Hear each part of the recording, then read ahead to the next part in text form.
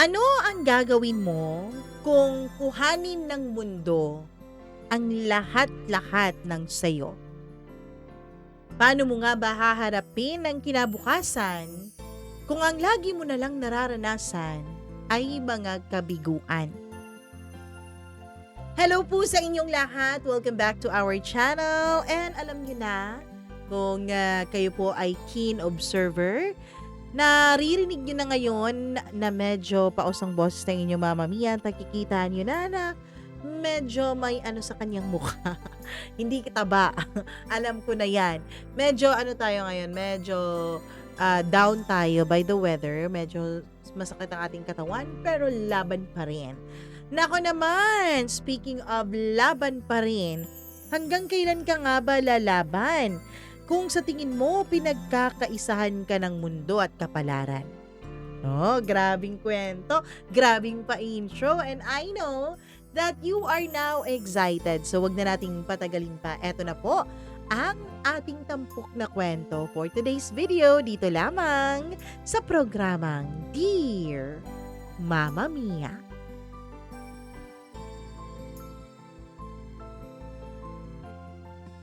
Kapag daw umulan, bumubuhos, walang humpay at sunod-sunod. Naranasan mo na bang maramdaman na parang galit sa iyo ang mundo at ang kapalaran?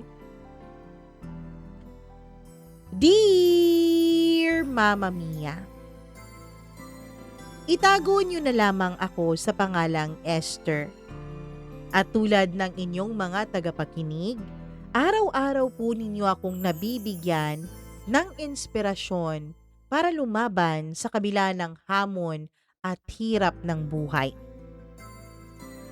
Mama Mia, hindi po ako sikat. Isa lamang akong simpleng babae. Kung tutuusin, napaka-plain ko. Na kung makikita mo ako sa daan, ay hindi mo ako mapapansin kung hindi mo ako mababangga.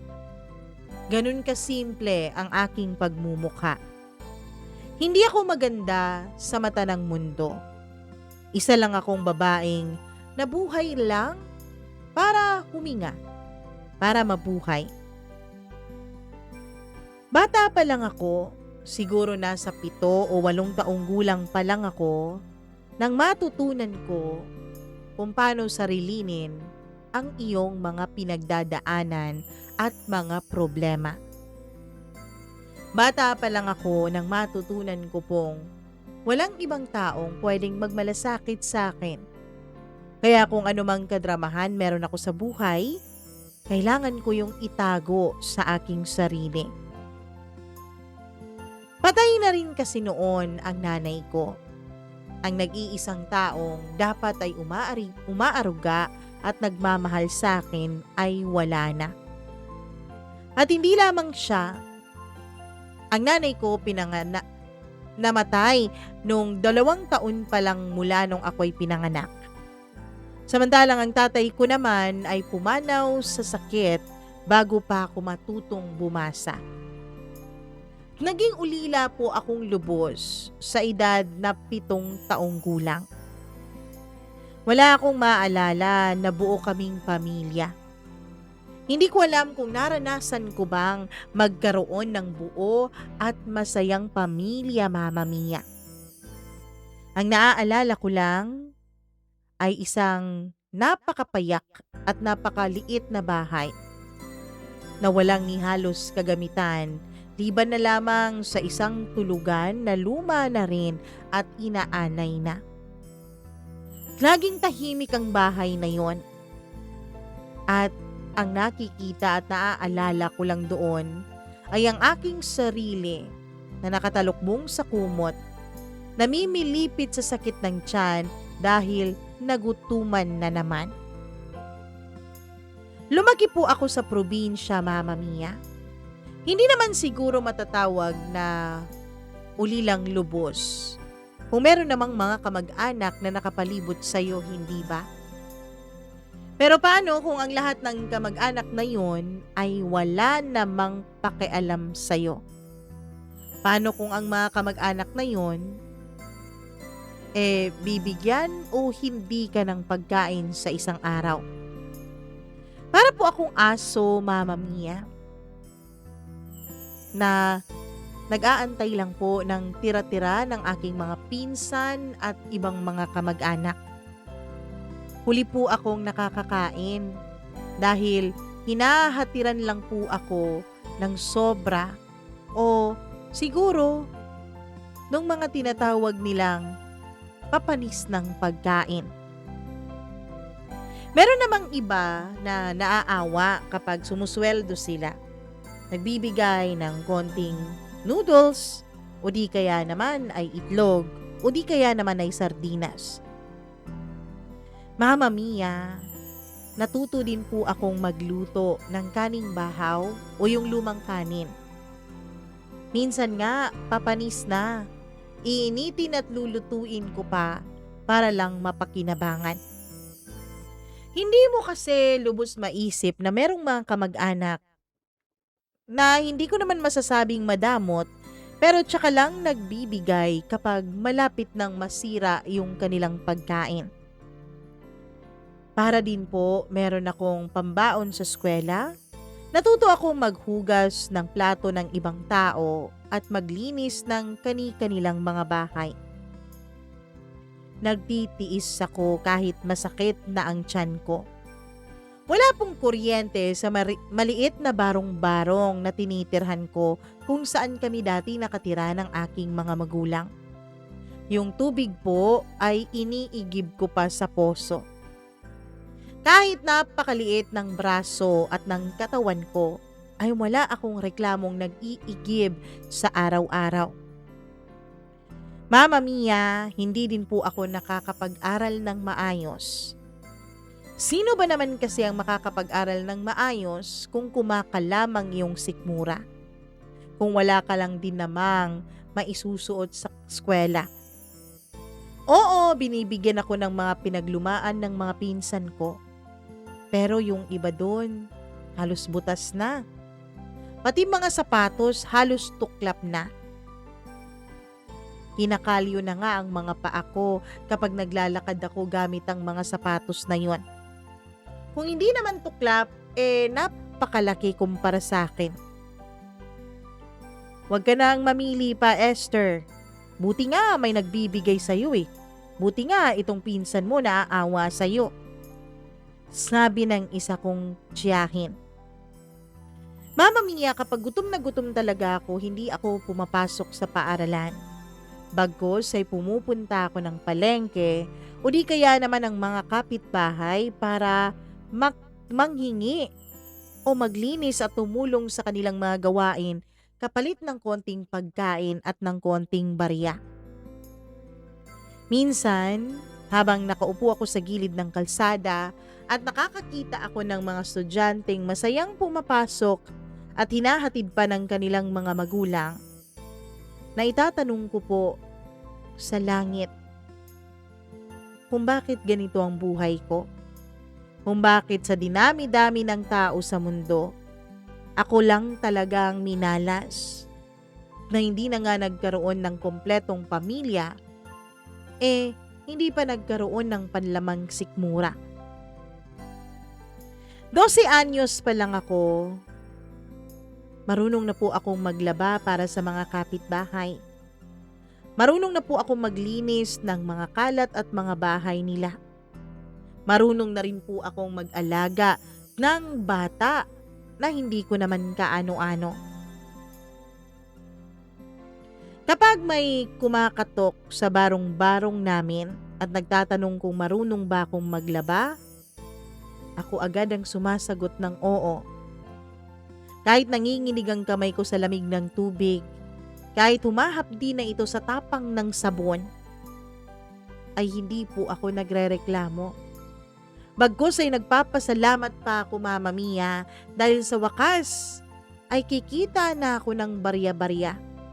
Makakabili na ako ng maayos-ayos na pagkain, hindi yung papanis na ang araw-araw kong tinitiis. Minsan habang naglalaba ako sa isa naming kapitbahay, ay tumingin siya sa akin. Hindi ko alam kung naaawa ba siya, Mama Mia, o namamangha sa aking edad ay gumagawa na ako ng mga ganong kahirap na mga gawain. Esther, ang bata-bata mo pa, ang liit-liit ng kamay mo. Hindi naman sana ikaw ang kukunin ko bilang labandera ko eh. Kaya lang nagpupumilit ka. Bakit? Bakit kailangan mong magpakakandakuba sa pagtatrabaho? Ngumiti lang ako. Hindi ko kasi alam, Mama Mia, kung paano ko sasabihin sa kanya na wala naman akong ibang mapagpipilian.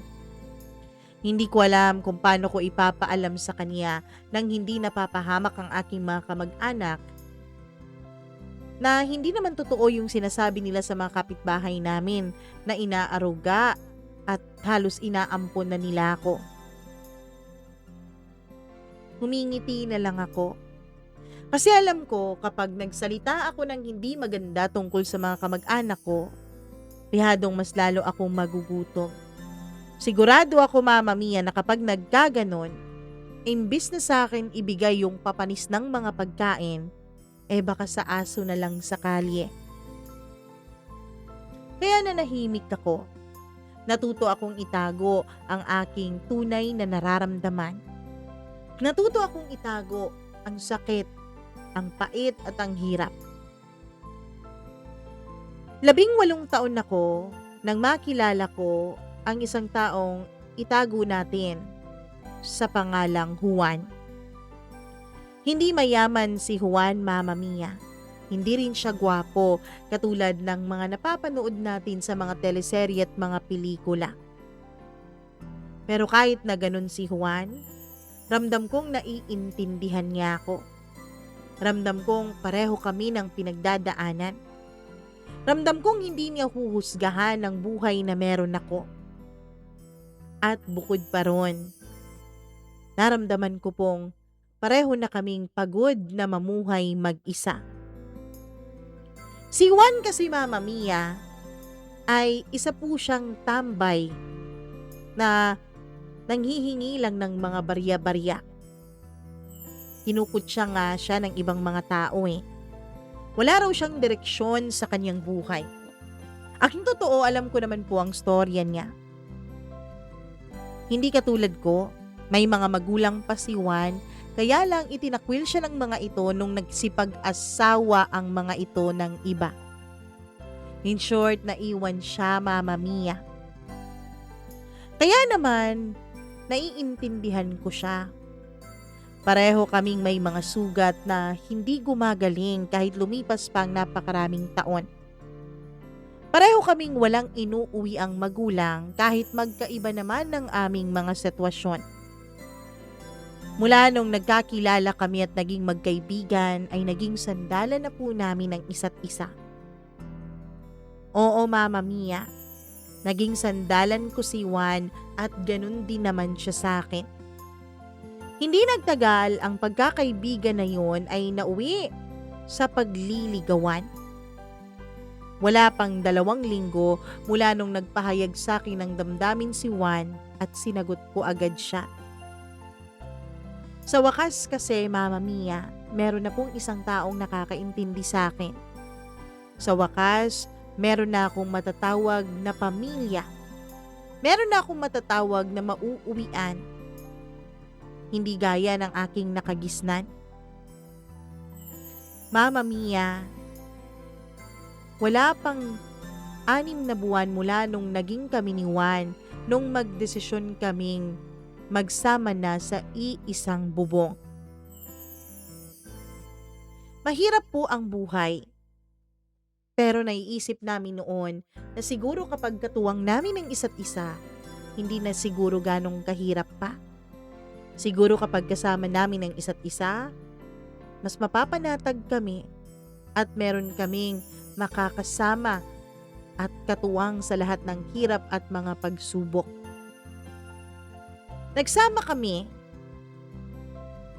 sa loob ng mahabang panahon. Hanggang sa nagkaroon po ng kasalang bayan sa aming lugar at nagparehistro kami ni Juan. Oo, Mama Mia, kami-kami lang. Walang kamag-anak, ni walang gustong dumalo sa kasal namin. Wala kaming pakialam.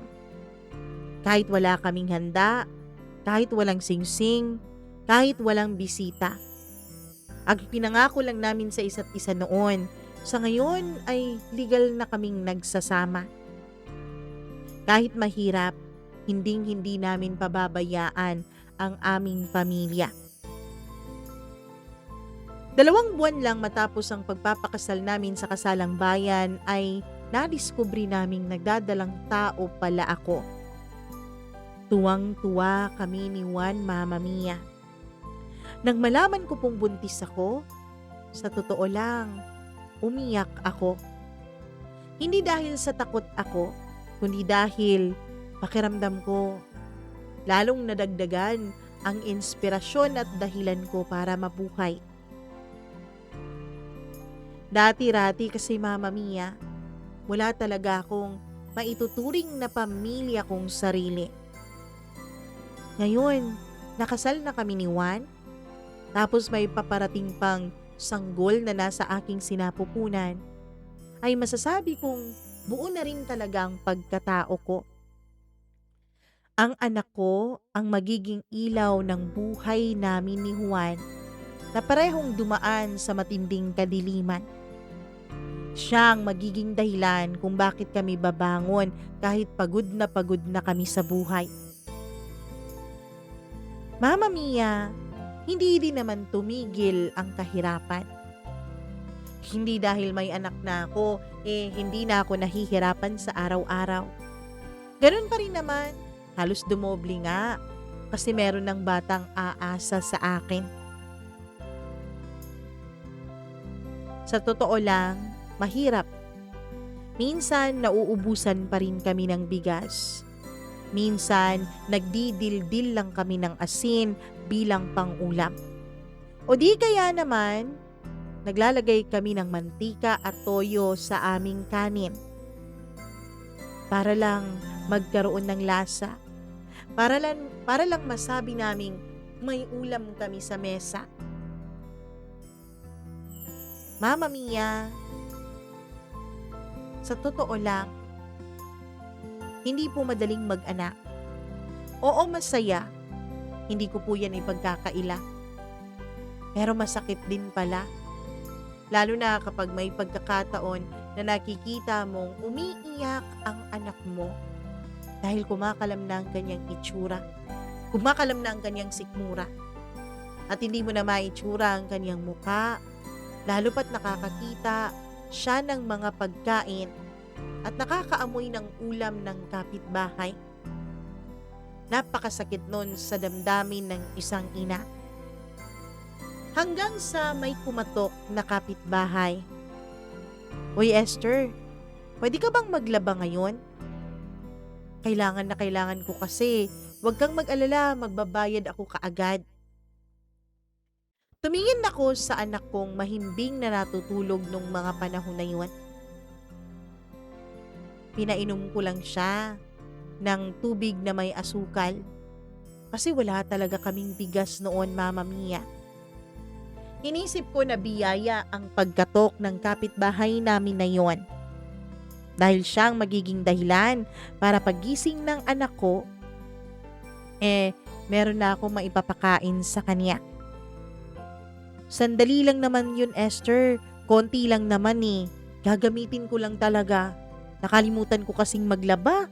Tapos may gagawin pa ako. Kaya gusto ko sana labhan mo na lang sana yun. Mabilis lang yun, promise. Tiningnan ko muli ang anak ko. Tama, mabilis lang yun at ang kapalit nun, meron na kaming makakain. Iniwanan ko muna sandali ang anak ko, Mama Mia. Siya nga pala, nung mga panahon na yun, extra sa construction si Juan. Ang hindi ko alam, yun pala ang magiging huling pagkakataon na masilayan kong humihinga pa ang anak ko. Mama Mia,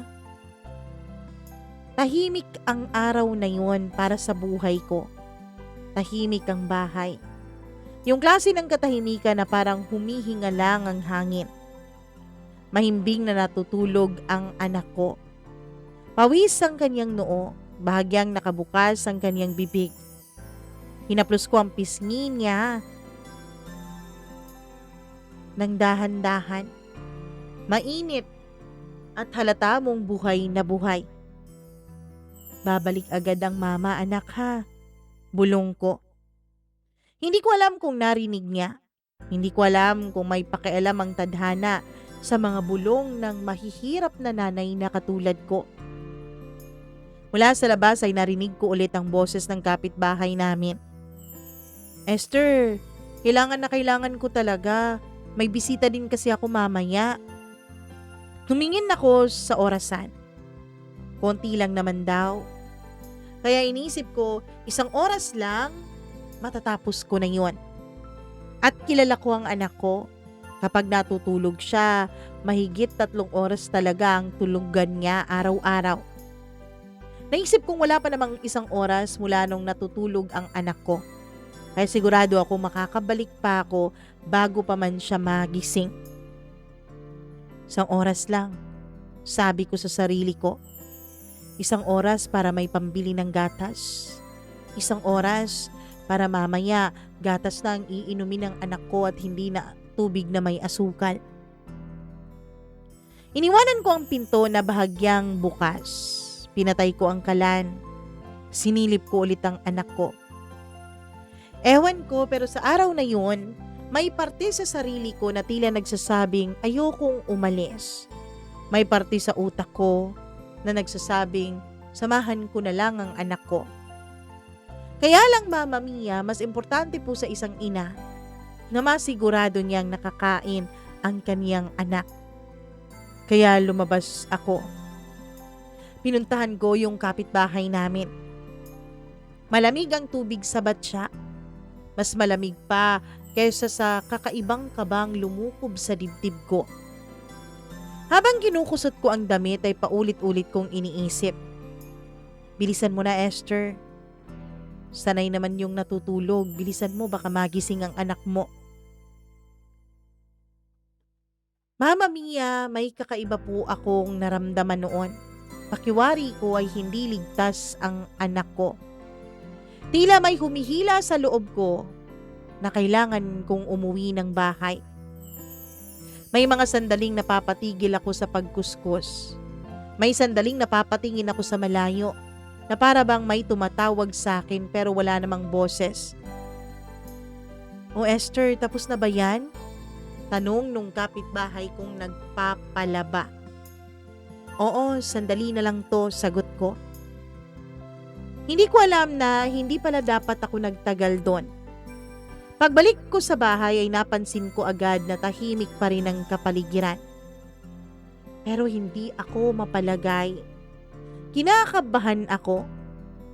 Tinawag ko ang pangalan ng anak ko. Anak? Walang sagot. Lumapit ako sa higaan. Nakahiga pa rin siya, Mama Mia. Medyo nakahinga ako noon ng maluwag. Nagbihis ako. Pagkatapos, nagsaing na ako ng dala kong 1 kilong bigas. Pagbalik ko para gisingin ko na sana siya nang makainom na ng gatas at makakain na rin ako, ay napansin kong parang may kakaiba. Parang hindi gumagalaw ang dibdib ng anak ko. Parang hindi iyon tumataas baba. Hinawakan ko siya. Malamig na. Hindi katulad kanina nung paalis ako nung hawakan ko ang kanyang pisngi na medyo mainit. Nataranta ako, Mama Mia. Sumigaw ako. Hindi ko na maalala kung anong eksaktong mga salita ang sinabi ko. Pakiramdam ko kasi noon ay parang sasabog ang dibdib at ang ulo ko ng sabay. Kinuha ko siya, niyakap at niyugyug ko. Gising na anak! Pakiusap naman, gumising ka, andito na ang mama. Pero hindi siya gumising, Mama Mia. Dahil sa pagiging hysterical ko, ay dumating ang mga kapitbahay. May tumakbo para humingi ng tulong. May tumawag sa asawa ko. May nagsabing, "Anong nangyari sa bata? Baka inatake. Baka kinuha ng hindi natin kaano-ano." Pero wala nang saysay ang mga salitang iyon. Nakaupo ako sa sahig, hawak-hawak ko ang anak ko. Nang dumating ang isang ambulansya, ayoko siyang ibigay sa kanila, Mama Mia. Parang kapag binitawan ko siya, totoo na talaga ang lahat. Na hindi lang panaginip ang malamig na katawan ng anak ko. Nang dumating si Juan, ay hindi siya umiyak kaagad. Tinitigan lang niya ang anak namin, parang umaasang may mali lang sa kanyang nakikita. Tiningnan ko ulit ang anak ko, Mama Mia, at sa pagkakataong ito ay nagiging violet na po ang kulay niya. Biglang lumuhod si Juan sa kanyang nakita. At doon ko narinig ang iyak ng isang lalaking nawala ang mundo niya sa kanya. Hindi ko maalala kung paano lumipas ang gabi na yon, Mama Mia.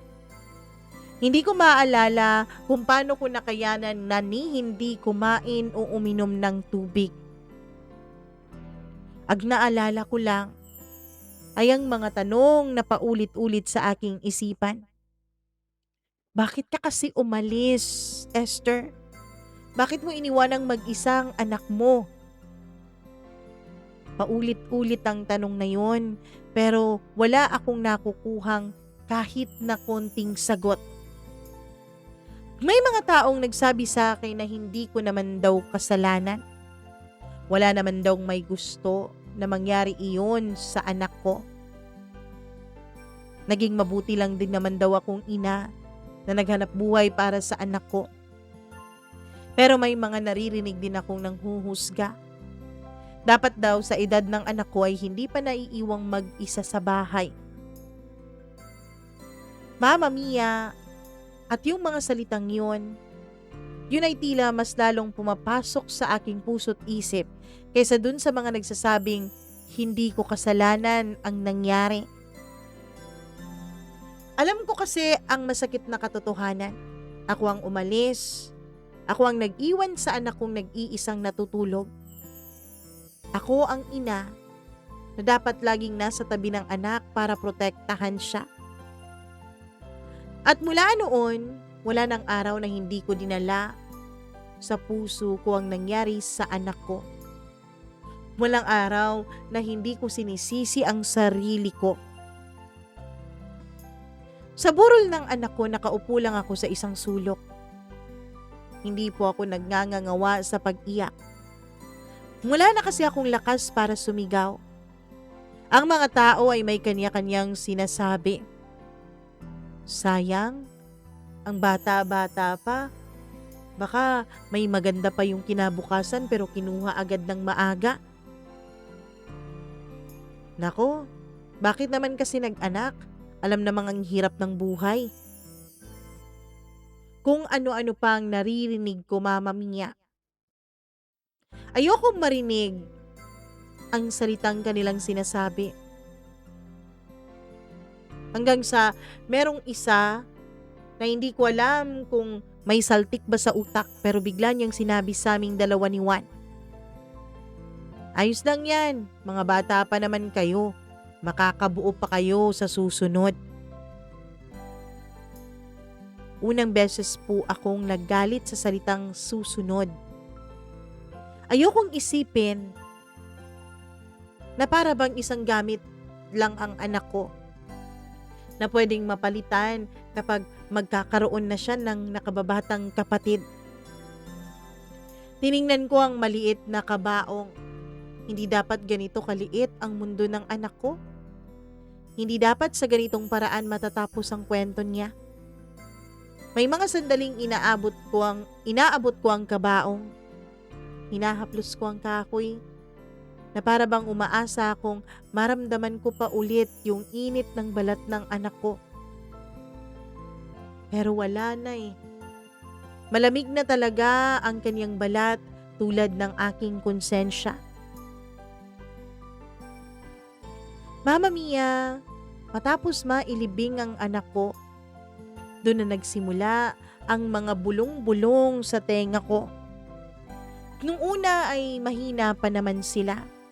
Nung una ay hindi pa naman masyadong nakakapasok sa loob ko.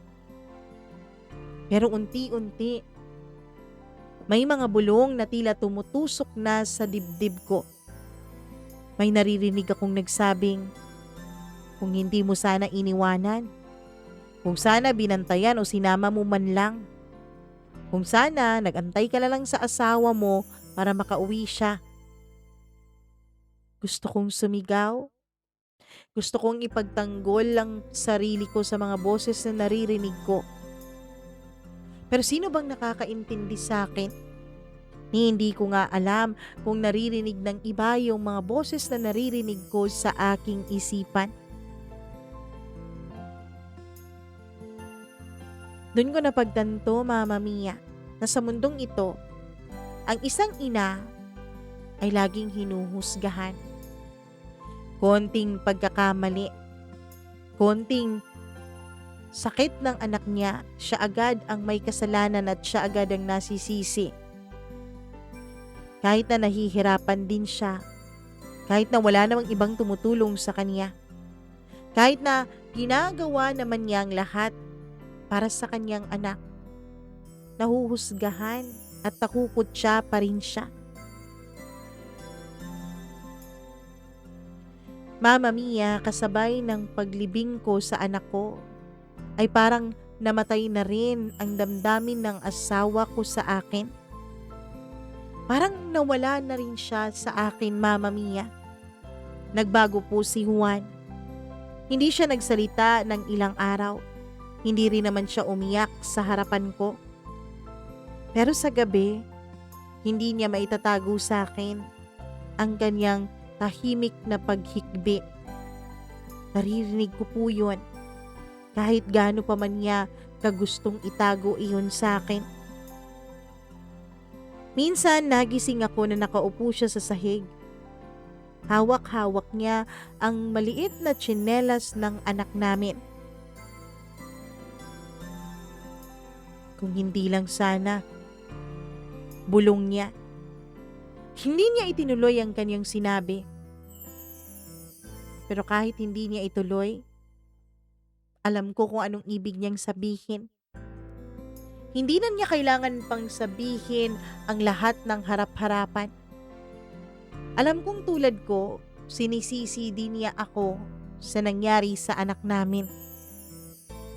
Kahit hindi niya ipamukha yun sa akin, alam kong ako rin ang sinisisi niya. Ang bahay namin, Mama Mia, kung dati kahit barong-barong ay mukhang bahay para sa akin, sa sandaling nailibing ang anak ko ay mukhang naging kulungan o preso yun. Ang higaan ng anak ko hindi ko magawang ayusin. Ang mga laruan niya, kahit na gawa lang yun ng tatay niya dahil wala naman kaming maipambili, ay hindi ko kayang galawin. Minsan nakala ko po naririnig ko ang pagtawa niya. Minsan nakala ko naririnig ko ang mahina niyang pagtawag ng mama. Minsan nga akala ko may humahawak sa kamay ko kapag natutulog ako, na may humahaplos sa paka ako. Ganun kasi ang anak ko kapag ginigising na niya ako, Mama Mia. Hinahawakan niya ang kamay ko, nilalagay yun sa kanyang pisngi, tapos hinahaplos niya ang paa ko para ako ay gisingin. Nararamdaman ko ang lahat ng yun. Pero pagkagising ko, mag-isa lang naman ako. Isang gabi, nagulat ako sa naging tanong ni Juan sa akin. May karapatan pa ba tayong mabuhay, Esther? Kung hindi natin na kayang protektahan ang ating anak? Hindi ko alam kung saan nanggagaling ang tanong na yun. At lalong hindi ko alam kung paano ko yun sasagutin. Gusto kong sabihin na oo, pero tulad niya, pakiramdam ko ay wala akong kwentang ina. Pakiramdam ko, wala akong karapatang mabuhay sa mundo. At doon na nga nagsimula ang pinakamadilim na bahagi ng buhay ko, Mama Mia. Parang lahat ng hininga ko ay utang na hindi ko kayang bayaran. Hindi ko na alam kung paano ibabalik ang mundo ko sa dati matapos mawala ang anak namin ni Juan. Hindi ko alam kung paano ang magpatuloy, Mama Mia. Knowing na namatayan ka ng anak dahil sa iyong katangahan. Hindi ko alam kung paano mag-adjust sa mundo na alam kong hinuhusgahan ako sa kanilang mga tinginan pa lamang. Pakiramdam ko mula nung mamatay ang anak namin ay gumigising ako sa umaga na wala nang dahilan para mabuhay pa. Oo nga, nagluluto ako ng kanin. Pero pakiramdam ko, Mama Mia, wala nang halaga yun dahil hindi naman na yun nakakapagpabusog sa akin. Kapag naglilinis ako ng bahay, naaalala kong hindi na makalat dahil wala nang bata. Minsan nahuhuli ko pa ang sarili kong nagsasalitang mag-isa. Na para bang nandyan pa sa tabi ko ang anak ko. Anak, gising na, kain na tayo. Yan ang nasasabi ko kapag tapos na ako maghain sa munti naming mesa. Tapos bigla kong maalala, sino bang tinatawag kong anak? Wala naman na siya. Patay na ang anak ko.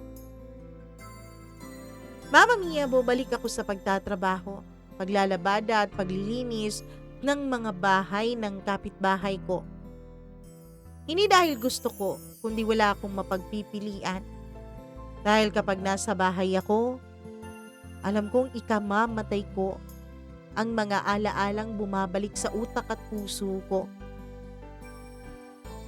Alam kong hindi ako mabubuhay ng matagal kung nasa bahay lang ako palagi. Kahit may mga araw na nanginginig ang kamay ko sa bawat pagkuskus ko, kahit may mga araw na nilalagnat ako at wala akong ganang magtrabaho, ay pinipilit ko ang sarili ko, Mama Mia. Hindi dahil sa kailangan kong magtrabaho para yumaman, kundi dahil gusto kong takasan ang mga alaala sa aming bahay. Sa bawat batya ng tubig, naaalala ko ang araw na iniwanan ko siya. Sa bawat oras na lumilipas, pakiramdam ko ay may utang akong buhay. May mga kapitbahay na hindi na ako tinitingnan sa mata. May mga kapitbahay naman na nakikita ko sa kanilang mukha ang sobra nilang pagkaawa sa akin. At lahat ng mga reaksyon nila na yon, lahat yon lalong nagpapasakit sa dibdib ko. Mama Mia, si Juan din, nagbago. Mas madalas na siyang wala sa bahay. Kapag nasa bahay naman siya, mas madalas siyang tahimik at nakatingin sa kawalan. Minsan, umiinom siyang mag-isa. Minsan naman, umuwi siya ng bahay nang lasing na. Minsan madaling araw siya kung umuwi at amoy alak. Pula pa ang mga mata. Oh, bakit ka nakatayo dyan? Huwag mo na akong tanungin kung saan ako galing. Alam mo naman siguro. Sabi niya bago pa man ako makapagsalita. Hindi ko siya tinanong, Mama Mia. Dahil alam ko, pareho kaming nawalan. Alam kong pareho kaming nangulila. Baka yun lang ang kanyang paraan para maibsan kahit papano ang pangungulila niya sa anak namin. Isang gabi mag-isa ako sa bahay. Tahimik. Sobrang tahimik. Naupo ako sa sahig, hawak ang isang lumang damit ng anak ko. Inamoy-amoy ko yon. May natitira pang amoy niya. At dun ako bumigay, Mama Mia. Iyak ako ng iyak. Na halos malunod ko na ang sarili ko sa mga luhang pumatak sa aking mga mata. Patawad anak, patawarin mo ang nanay. Paulit-ulit kong sigaw sa kawalan. Hindi ko alam kung kanino ba talaga ako humihingi ng tawad. Sa anak ko ba? Sa sarili ko ba? O sa Diyos na hindi ko alam kung marunong pa bang sumagot sa mga katulad ko? Napatingin ako sa lubid na makapal sa gilid ng bahay. Ilang sandali, naisip ko, Mama Mia. Kung gagamitin ko ang lubid na yon at sumunod ako sa anak ko, magkakasama kaya kaming muli? Makikita at mayayakap ko kaya ulit ang anak ko? Habang hawak ko ang lubid, ay tila may narinig akong boses sa loob ko, Mama Mia. Hindi yun boses ng anak ko. Hindi rin naman boses na matalinghaga o boses ng Diyos. Parang ang naririnig ko ay ang sarili kong boses. Kung susuko ka, ano na lang ang silbi ng pagkawala ng anak mo? Kung susuko ka, hindi mo rin naman makikita ang anak mo dahil mabait yun. Nasa langit yun. Samantalang ikaw, kung magpapatiwakal ka ngayon, siguradong maiimpyerno ka. Umiyak ako. Yung iyak na halos hindi na makahinga. Binitawan ko yung lubid, Mama Mia. Umupo ako sa sahig at humagulgol ng humagulgol. Ayoko naman na talagang mabuhay pa. Ang gusto ko na lang ay mamatay. Pero bakit pati pagkamatay ko, bakit tila wala din akong mapagpipilian? Bakit tila hindi rin ako karapat-dapat na mamatay? Sadyang ganito ba talaga ang kapalaran ko? Sadyang ganito ba talaga ang buhay ko? Pati pagpapakamatay, pati pagkitil ng sarili kong buhay, hindi ko magawa. Dahil kahit yun, wala akong karapatan na maging akin. Ang hirap, Mama Mia. Napakasakit sa dibdib. Hindi ko alam kung paano ba ako mabubuhay pagkatapos mawala ng anak ko. Kinabukasan, nagising na lang ako at nakita ko si Juan na nagsisilid na ng kaniyang mga gamit sa isang lumang malaking bag. Ano yung ginagawa mo? Bakit di pa ba klaro? Iiwanan mo ko, Juan? Ano pa bang silbi ng pagsasama nating dalawa? Juan, talaga bang ako ang sinisisi mo sa pagkawala ng anak natin?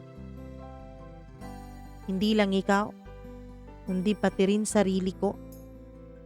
Kung sana kaya ko kayong mabigyan ng magandang kinabukasan, hindi mo sana kailangan pang umalis para maglabada sa kapitbahay. Hindi mo na sana naiwan pang mag-isang anak natin. Hindi na sana siya namatay. Hindi na sana siya nawala. Tuloy-tuloy lang ang pag-iimpake ni Juan, Mama Mia. At nung tapos na siya, ay umalis siya nang walang paalam. Ni hindi na niya ako nilingon. Kahit anong tawag ko sa kaniyang pangalan, ay hindi na niya ako tinignan pa. Nung mawala na ang likuran ni Juan sa aking pananaw, ay dun ako umiyak ng umiyak. Bakit ganun? Bakit kung kailan akala ko nahanap ko na ang pamilya na bubuo sa akin? Kung bakit kailan akala ko magiging masaya na kami? Bakit tsaka pa naging ganito? Bakit kinukuha sa akin ang lahat? Kung pahiram lang pala sana sila, sana sinabi sa akin kung hanggang kailan, 'di ba? At least man lang napaghandaan ko. At least man lang na mahal ko sila ng todo at tama. Oo, Mama Mia. Hindi lang ang anak ko ang nawala sa akin, kundi maging si Juan. At ako din. Parang unti-unti ay nawala din ang sarili ko. Pag-alis ni Juan, ilang araw po akong nakatulala. Hindi ko na alam kung paano pa ba ang umiyak. Kasi wala rin namang silbi kung iiyak ako eh. Wala rin namang may pakialam. Wala rin namang magbabago. Pero kung hindi naman ako umiyak, Mama Mia, napakasikip naman ng dibdib ko. Hindi ko naman alam kung paano pa makakawala sa pag-iyak na yon. Sobrang sakit. Napakasakit sa pakiramdam. Tiningnan ko ang isang lumang letrato naming tatlo. Letrato namin ng anak namin. Paulit-ulit kong iniisip kung talaga bang kasalanan ko. Siguro kung hindi namatay ang anak namin, siguro kung hindi ako umalis ng bahay, siguro kung mas naging ina ako kaysa sa naging manggagawa. Siguro buo pa kami ngayon. Siguro masaya pa kami kahit mahirap ang buhay. Pero wala na akong magagawa doon. Wala na akong babalikan pa. Dahil pareho na silang nawala sa akin. Mama Mia, isang umaga may kumatok sa pintuan. Ang sakit-sakit ng ulo ko nung mga panahon na yun. Hindi pa nga ako nakatulog ng maayos, may gumigising na sa akin. May hawak na papel, yung lalaking napagbuksan ko. Malamig ang boses niya, na tila ba wala siyang ni katiting na simpatya sa akin. Esther, kailangan mo nang umalis dito. Alam mo, 4 na buwan ka nang may atraso dito sa upa eh. Oo nga pala. Nakalimutan ko na ang barong-barong na tinitirhan pala namin ni Juan ay amin pong inuupahan. Kasi wala naman kaming pambili ng sariling bahay eh. At hindi naman po pumapayag ang mga kamag-anak ko na dun kami makitira sa compound kung saan ako lumaki. Gusto kong matawa noon. Gusto kong sabihin na wala na ngang kalaman-laman ang buhay ko. Pati bubong sa ulo ko ay gusto pa nilang kunin. Tumingala ako sa kisame na para bang kinakausap ang Diyos. Na para bang nandun ang Diyos sa kisame ng barong-barong na yon. Oh, ano pa? Eto lang ba? Wala na bang iba? Dagdagan mo pa! Sigaw ko sa kanya. Nag-impake ako ng konti, iilang damit lang. Nakasilid sa isang lumang bag. At yung paboritong laruan ng anak ko.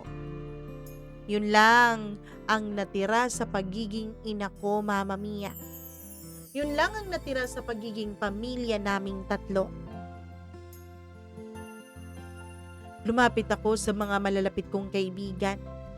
Pinahiram nila ako ng pera. May isa pa ngang nag-alok sa akin na doon na muna ako sa kanya, Mama Mia, pero buo na ang desisyon kong kailangan kong makalayo sa lugar na yon. Iniisip ko kasi kung hindi ako lalayo sa lugar kung saan ako nasaktan ng labis, baka hindi talaga ako maghihilom. Kaya ayun, lumuwas ako ng Maynila gamit yung perang ibinigay sa akin ng mga kaibigan ko. Hindi ako lumuwas gaya ng iba na may malaking pangarap na dala-dala. Lumuwas ako doon dahil pakiramdam ko wala akong ibang mapupuntahan. Kung saan-saan ako nakapadpad, Mama Mia. Naghanap ng mapapasukan. Nagtrabaho ako bilang katulong, tagapaglinis, tagahugas ng pinggan, tagalaba, taga-maintain ng buong bahay. Walang nagtatanong sa akin tungkol sa kwento ko. Walang may pakialam kung bakit napakatahimik ko, kung bakit bihirang-bihira akong ngumiti, at kung ngingiti man lang ay pilit pa. Doon ko naisip na mas madali pala kapag hindi ka na tao sa paningin ng iba, na kapag robot ka na lang na nagsisilbi sa kanila. Isang gabi, day off ko yun sa trabaho. Naglakad-lakad lang ako sa parke. Umupo ako, Mama Mia. Nung biglang may lalaking nag-abot sa akin ng pagkain. Hindi ka pa kumakain, ano? Kanina ka pa kasi dito sa park. Hindi ko alam kung bakit ako naiyak. Siguro hindi dahil sa pagkain. Siguro dahil unang beses matapos mawala ang anak ko, nang may nakapansin sa emosyon ko, Mama Mia. Ang pangalan pala niya ay Victor. Hindi rin nagtanong si Victor tungkol sa kwento ko. Tulad ng iba, parang wala siyang pakialam nung una. Pero hindi naman siya umaalis. Nagtanong lang siya kung bakit nandun ako sa parke. Sabi ko, katulong ako at tinuro ko ang lugar kung saan ako nagkakatulong. Doon naman niya inamin sa akin, Mama Mia, na kargador pala siya ng mga soft drinks sa isang malaking distributor dun sa lugar namin. Bigla akong tumahimik.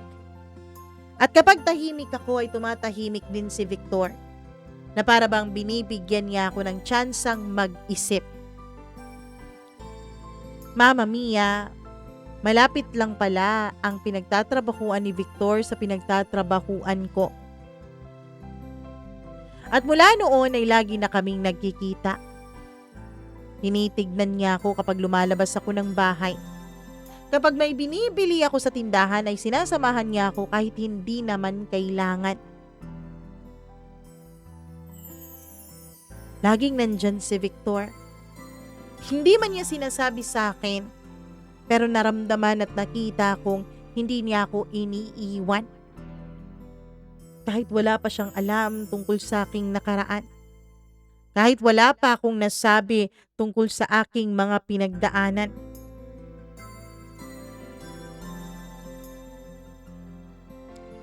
Kapag linggo at day off ko, tinitext ako ni Victor. Lagi niya akong inaayang magsimba daw muna kami, Mama Mia, tsaka kami maglakad-lakad o kumain sa labas. Nung una ay ayoko, pero dahil sa pang-uudyok sa akin ng aking mga amo, para daw magkaroon ako ng love life, ay inisip kong wala naman sigurong masama kung hihinga ako paminsan-minsan, kahit isang beses lang sa isang linggo. Kaya ayun, Mama Mia, naging normal na sa amin na kapag linggo, day off ko at wala rin naman siyang trabaho, ay nagsisimba muna kami. Tapos kumakain sa mga fast food, tapos nanonood ng sine. Naglalakad-lakad sa kung saan. At kapag mag-aalas 8 na, kakain ulit sa street foods naman. At saka niya ako ihahatid sa bahay ng amo ko. Mama Mia, hindi ko na malayang nasanay na pala ako na laging nariyan si Victor. Hindi naman po siya yung tagapagligtas ko kung tutuusin. Hindi rin siya katulad ng ibang lalaki na napakahilig sa mga matatamis na salita. Si Victor ay tahimik lang. Walang pangakong binitawan. Simple lang siya. Kapag kumakain kami sa labas, lagi kong napapansin na sinisigurado niyang nakakakain ako ng maayos. Lagi niyang dinadagdagan ang laman ng plato ko. Lagi rin niya akong pinagsisilbihan ng tubig. Napakasimple lang ng kaniyang mga ginagawa. Pero lahat ng yun ay tila naglagay ng munting liwanag sa puso ko. Hanggang sa isang araw, matapos kaming magsimba, ay ako ang nag-aya kay Victor. Sabi ko sa kanya, wag muna kaming manood ng sine. Sabi ko sa kanya, unahin na muna namin ang pagkilala sa isa't isa. Nakita ko ang gulat sa kaniyang mga mata, pero alam ko rin, Mama Mia, na matagal niya na niya yung inaantay. Bago pa maging opisyal kung ano ang nararamdaman natin sa isa't isa, Victor, nais kong sabihin sa iyo ang lahat-lahat. Ang lahat ng katotohanan. Wala ka nang aasahan sa isang babaeng katulad ko. Hindi ko na maibibigay sa iyo ang pamilyang pinapangarap ng halos lahat ng tao. Hindi dahil sa ayaw ko, Victor, kundi dahil sa may asawa na ako. Ano, may asawa ka na? Bakit wala kang singsing sa kamay mo? Wala kasi kaming pambili ng singsing nung naging mag-asawa kami. Kaya lang iniwanan niya ako. Iniwanan ako ni Juan matapos mamatay ang anak naming dalawa. Pagkatapos noon ay sunod-sunod na akong nagkwento kay Victor. Akala ko lalayuan ako ni Victor, Mama Mia, nung nalaman niyang nagkaanak na ako at meron ng asawa. Akala ko mataturn off siya, pero hindi. Pagkatapos kong magkwento ay hagulgul na po ako at puno na ng luha ang mga mata ko. Ang ginawa niya, kumuha lamang siya ng face towel tsaka binigay niya yun sa akin. Pagkatapos hinaplos-haplos lang niya ang likuran ko. Na para bang sinasabi niyang okay lang yan. Nandito lang ako. Pagkatapos kong maihinga kay Victor ang lahat ng nararamdaman ko, Mama Mia, ay medyo naging maluwag po ang dibdib ko. Huwag kang mag-alala. Hindi kita huhusgahan, Esther. Alam kong hindi mo naman ginusto yung nangyari sa anak mo. Huwag kang mag-alala. Hindi kita iiwanan. Lagi lang akong nandito sa tabi mo. Pagkatapos noon ay niyakap niya ako ng mahigpit. Mama Mia, naging kami po ni Victor. Binigyan ko po siya ng pagkakataon matapos ang halos 1 taon ng pagkakakilala at panliligaw niya sa akin. Mas maayos ang kinikita ni Victor. Nung naging kami na, ay inayanan niya akong magsama na kaming dalawa. Siyempre, Mama Mia, sino ba naman ang ayaw, 'di ba? Nung nagsama na kaming dalawa ni Victor, ay hindi na rin niya ako pinagtrabaho pa. Ayoko sana, Mama Mia, pero sabi niya, ang gusto raw niya ay nasa bahay na lang ako. Ang dami ko na daong pinagdaanan sa buhay ko mula pa pagkabata ko. Panahon naman daw na maging masaya ako at makapagpahinga. Sa ngayon, Mama Mia, buntis po ako sa magiging anak namin ni Victor.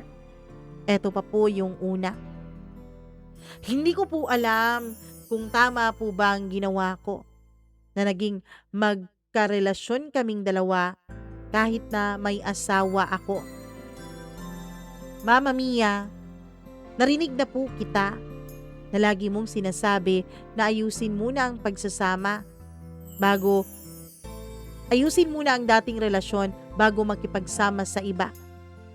Pero sa mga katulad ko pong dukha, sa mga katulad namin ni Victor na kumakayod lang din para makakain sa araw-araw, mahirap po yun. Hindi po madali. Alam ko pong mahal ang kakailanganin para mapasawalang bisa ko ang kasal naming dalawa ni Juan. Ang uling balita ko, si Juan ay nasa Cebu na. May kinakasama na ring iba at may anak na rin siya doon. Wala na akong balak na guluhin pa sila, Mama Mia. Ang sa akin na lang ngayon, sana maging masaya din si Juan sa bagong buhay niya. Gaya ng pagiging masaya ko ngayon. Maraming salamat po, Mama Mia. Hanggang dito na lamang po. At naway na-inspire o nabigyan ko kayo ng pag-asa sa naging kwento ng buhay ko. Nagmamahal, Esther.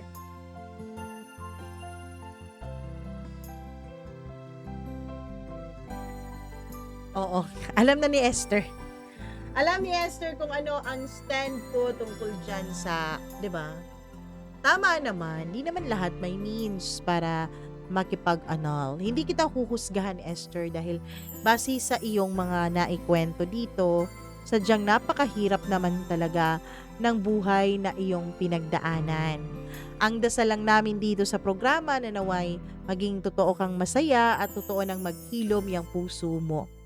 Alam ko na kapag merong nawala na mahal natin sa buhay, hindi talaga sila nawawala dito sa puso natin eh. Lagi pa rin natin silang daladala.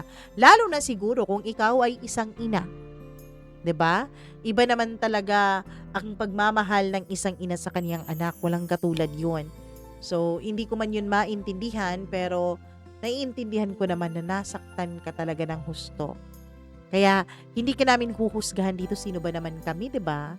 Ang may karapatang manghusga yung lang walang kasalanan, napakamakasalanan ng iyong Mama Mia. Kung alam niyo lang, charot. Anyways, thank you so much, Esther. Hangad namin ang iyong kaligayahan at sana nga, gaya ng sabi mo, sana maligaya na rin si Juan sa kung nasaan man siya ngayon. Sabi mo nasa Cebu siya, sana masaya din siya at sana ikaw din. At sana pagpalain na kayo this time ng kapalaran. Alam ko naman, everything happens for a reason. So, yun na lang lagi ang isipin natin kapag nakakaranas po tayo ng mga masasakit at hindi kaaya-ayang mga karanasan. Sabi nga nila, hindi nagtatagal ang kahit anumang bagay sa mundo. May it be pagmamahal, may it be kaligayahan, o sakit, o problema. Lahat yan dumadaan lang. So, sumabay ka lang sa agos ng buhay.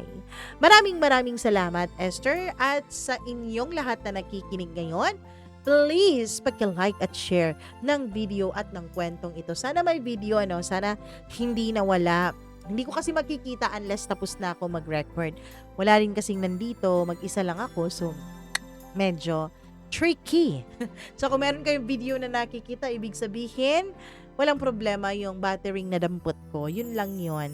Anyways, hello sa inyo, sa ating mga suki na mga subscriber at members din. At the same time, maraming salamat sa inyong panonood at pakikinig.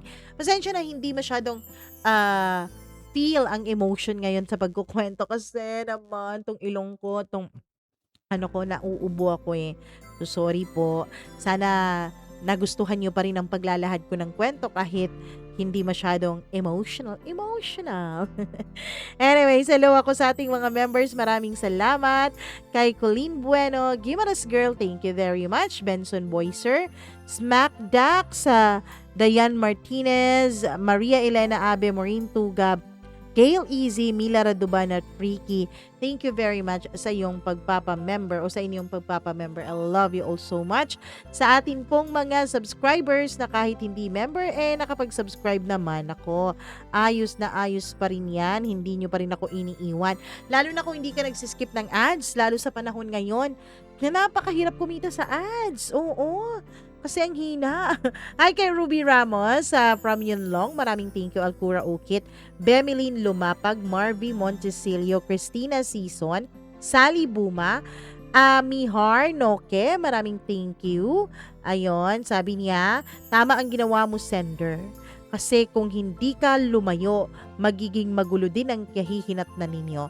Ang kaniyang is yung kwento natin ng Wednesday, yung S3 number 682, kinakapatid, kinakarelasyon. Gayon.